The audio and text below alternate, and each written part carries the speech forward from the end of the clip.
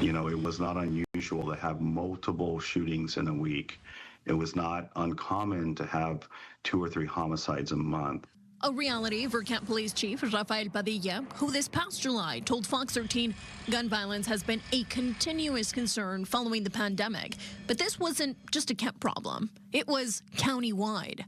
Things do appear to be trending in the right direction in King County. King County Prosecutor Lisa Mannion says that's according to the latest quarterly report between July and September of this year, which shows the number of shootings is down. So in Q3 of 2025, there have been 292 incidents of overall shots fired. Compare that to this time last year. There was 426. That's 130 less shootings, the lowest the county has seen since 2021. Taking a deep dive into the numbers, 63 people have been shot, of which 18 were killed and 45 were hurt.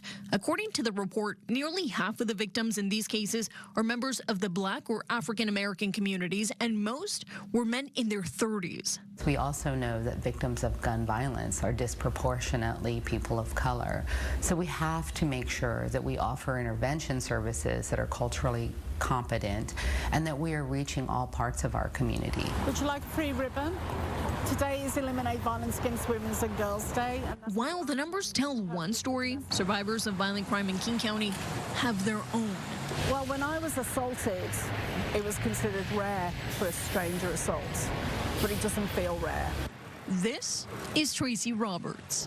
It's not rare, it's still happening, and the fact that just one shooting alone or one assault on someone, that's too many. You may remember this shocking surveillance video from January of 2021. Tracy was gardening in Belltown when a stranger kicked her in the head, leaving her with traumatic brain injuries. Investigators say before he kicked Tracy, the man was caught on camera kicking another woman in the face on a bus. She says she was shocked by the sentence handed down to him.